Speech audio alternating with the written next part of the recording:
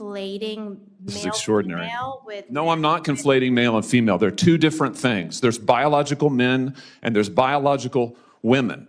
And I want to know, can men get pregnant? Something tense unfolded during a Senate hearing, and within seconds the room shifted from routine testimony to a confrontation that has people across the country arguing about science, politics, and truth. A senator pushed a witness with what he insisted was a very simple question, a yes or no question about biology, but the witness resisted giving the kind of answer the senator wanted. What followed was a tense exchange that quickly turned into a much bigger debate about identity, scientific language, political framing, and how complex issues are argued in public hearings. And the reason this moment matters is because exchanges like this rarely stay inside the hearing room. They spread across television, social media, and political commentary, shaping how millions of people interpret the issue. So watch this carefully, because every pause, every word choice, and every repeated question reveals a deeper political strategy at play. Thank you, Mr. Chairman. Since you bring it up, why don't we just start there? Dr. Verma, I wasn't sure I understood your answer to Senator Moody a moment ago. Do you think that men can get pregnant? I hesitated there because I wasn't sure where the conversation was going or what the goal was. I mean, I do take care of patients with different identities. I take care of many women. I take care of people with different identities. And so that's where I paused. I think, yeah, I wasn't sure where you were going with that. Well, the goal is just the truth. So can men get pregnant?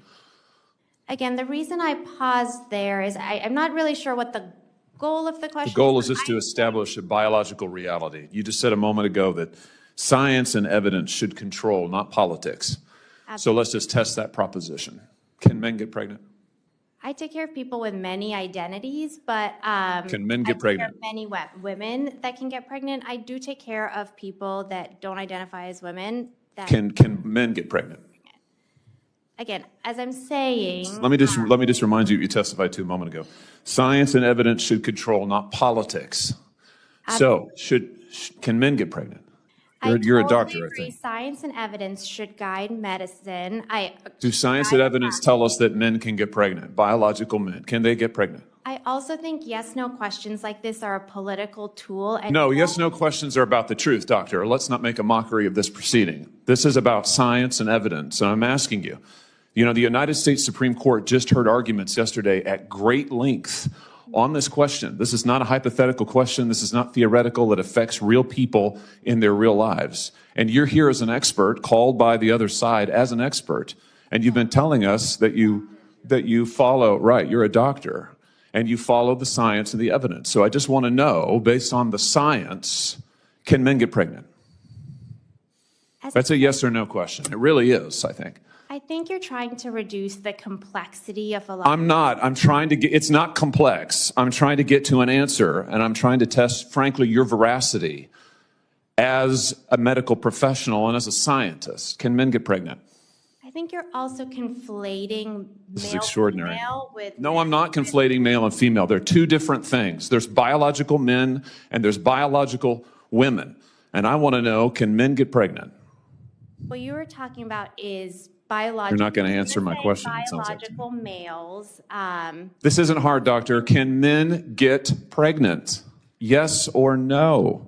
Again, I would be more than happy to have a conversation with you that is not coming from a place of trying to be polarized and push. I'm not trying to be polarizing. I'm trying to ask, I think it is extraordinary that we are here in a hearing about science and about women.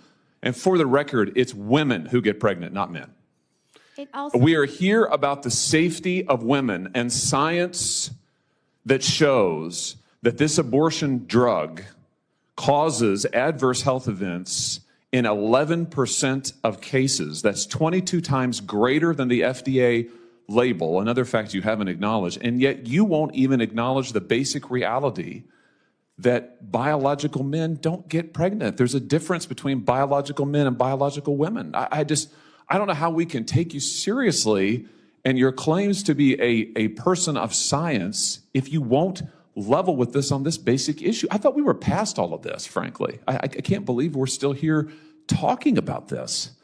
I am a person of science, and I'm also someone here who's here to represent the complex experiences of my patients, and I don't think polarized language or questions serve that goal. I don't think they serve the American people. It is not polarizing to They say are that there not- is a scientific difference between men and women, and I want this to be clear and for the record. It is not polarizing to say that women are a biological reality and should be treated and protected as such.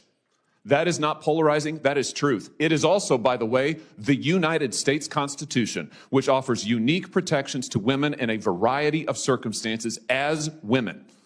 And your refusal to recognize women as women and men as men is deeply corrosive to science, to public trust, and yes, to constitutional protections for women as women. And I think it's extraordinary that you would sit here and advance a political agenda that has been thoroughly discredited and rejected by the American people in this forum. And I'm glad we had this exchange because it is exceptionally clarifying. It is also in many ways quite depressing. I see that my time has nearly expired. I just want to thank the other witnesses for being here. Thank you for protecting women and children. Thank you for your valiant efforts. Thank you for following the science. And thank you, Mr. Chairman, for this hearing. Senator Also Brooks. What makes this exchange so fascinating is the way both sides approach the conversation, because from the very beginning, the senator framed the question as something extremely simple. He repeatedly described the issue as a matter of science, evidence, and biological reality. And by doing that, he positioned himself as someone defending objective truth. In political communication, this is a very powerful technique, because when you describe a question as obvious and straightforward, any hesitation from the person answering can immediately appear suspicious to viewers. That is why the senator kept repeating the same question again and again, slightly rephrasing it each time, trying to narrow the conversation down to a strict yes or no answer. Repetition like that is not accidental. It is a deliberate rhetorical strategy used in hearings because it creates pressure in the room and signals to the audience that the person asking the question believes the answer should be clear. At the same time, the witness chose a completely different communication strategy. Instead of accepting the narrow yes or no structure of the question, the witness tried to expand the conversation and introduce complexity. The witness emphasized patient experiences, different identities, and the idea that medical practice often involves situations that are more complicated than a single binary answer.